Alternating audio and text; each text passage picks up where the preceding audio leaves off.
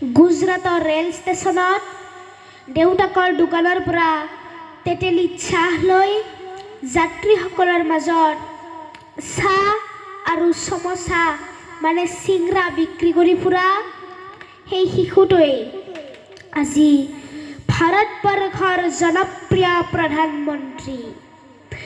অকল ভাৰতবৰ্ষৰেই নহয়, বিশ্ববাসীৰ বাবেও এটা জনপ্ৰিয় প্ৰধানমন্ত্ৰীৰ নাম নৰেন্দ্ৰ মোদী। শ্ৰদ্ধাৰ শিক্ষাগুৰুসকল, সেই সময়ত সেই যাত্ৰীসকলৰ কোনোবাই ভাবিছিল নেকি যে সেই চাহ বিক্ৰী কৰি ফুৰা শিশুটো এদিন দেশৰ প্ৰধানমন্ত্ৰী হ'ব পাৰিব? মৰমৰ দাদা বাইদেউসকল, আপোনালোকৰ লগতো এনেকুৱা প্ৰতিভা আছে যিটো আপুনি কল্পনা কৰিব নোৱাৰিব।